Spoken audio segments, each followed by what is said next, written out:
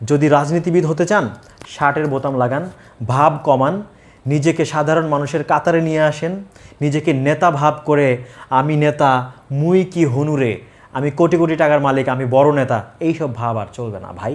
আসসালামু আলাইকুম ভিউয়ার্স।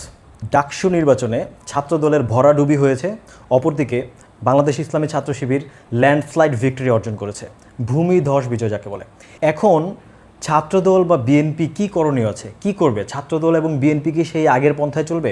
ছাত্রদল এবং বিএনপির সবচেয়ে বড় ভুল হচ্ছে 5ই আগস্টের পরে বাংলাদেশের লক্ষ লক্ষ মানুষ যখন এই আওয়ামী রাজনৈতিক কালচার, যে পাওয়ার পলিটিক্স, যা শো অফ পলিটিক্স, তারপরে হচ্ছে আপনার অ্যাগ্রেশন, সাপ্রেশন, নির্যাতন, দুর্নীতি, লুটপাট, এইগুলোকে যখন বাংলাদেশের লক্ষ লক্ষ কোটি কোটি মানুষ রাস্তায় নেমে গণ অভ্যুত্থানের মাধ্যমে বিতাড়িত করেছে, বিএনপি এবং ছাত্রদল সেই ভাইব বুঝতে পারে নাই। তারা ভেবেছে সেই পুরনো ধাঁচের রাজনীতি হয়তো আবারও বাংলাদেশে চলবে, কিন্তু বাংলাদেশে এখন আর সেই পুরনো ধাঁচের সেই পাওয়ার পলিটিক্স, পেশি শক্তি, সেই ত্রাসের রাজনীতি বা লুটপাটের রাজনীতি বাংলাদেশে আর চলবে না।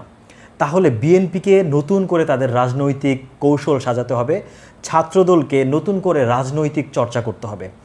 ছাত্রদলকে এবং বিএনপিকে ভাবতে হবে যে এই নির্বাচনের একটা বড় ইফেক্ট থাকবে জাতীয় নির্বাচনে।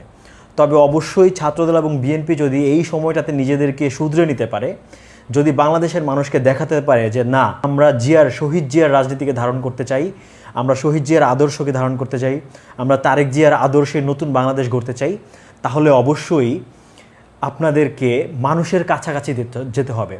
মানুষের কাছে আপনার ভদ্রতা, আপনার নম্রতা, আপনার চারিত্রিক বৈশিষ্ট্য ফুটিয়ে তুলতে হবে। আপনি চাঁদাবাজি করবেন, মানুষ আপনাকে ভোট দিবে না, এটাতে দেখতেই পাচ্ছেন, একটা ভোটও দিবে না। আজকে থেকে বিএনপি এবং ছাত্রদলের কৌশল পরিবর্তন করতে হবে। বাংলাদেশে সেই বস্তা পচা রাজনীতি আর চলবে না।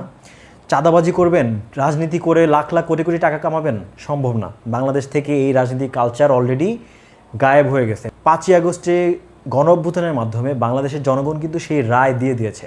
সো বুঝতে হবে, তারেক রহমান কিন্তু বলেছেন শিবিরকে অভিনন্দন, শিবিরকে উনি কিন্তু সরাসরি অভিনন্দন জানিয়েছেন এবং বলেছেন যে বাংলাদেশের মানুষ যদি আপনার দিক থেকে মুখ ফিরিয়ে নেয় তাহলে আর আপনার নেতৃত্ব থাকবে না, আপনি শেষ।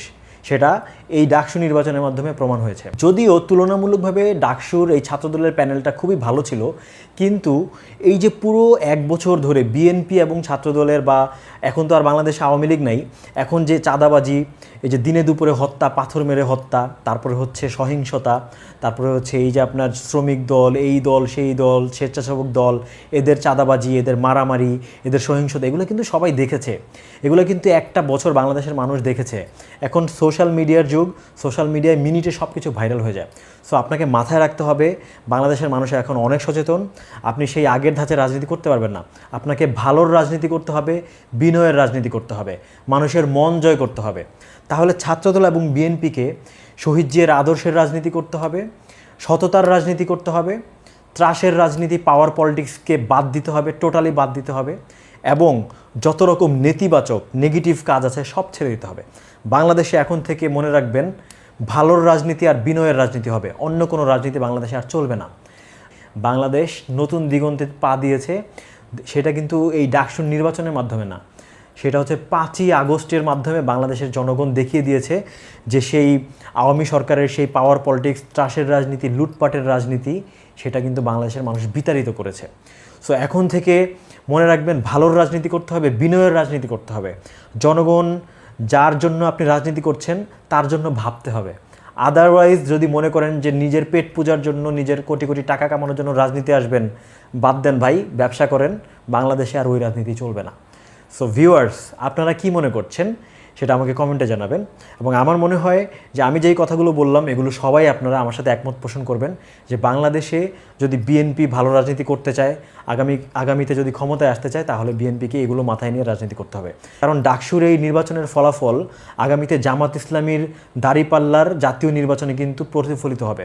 তো ভিউয়ার্স, দেখা হবে নতুন কোনো ভিডিওতে। আপনার মতামতটা অবশ্যই কমেন্টে জানাবেন। ধন্যবাদ। আসসালামু আলাইকুম।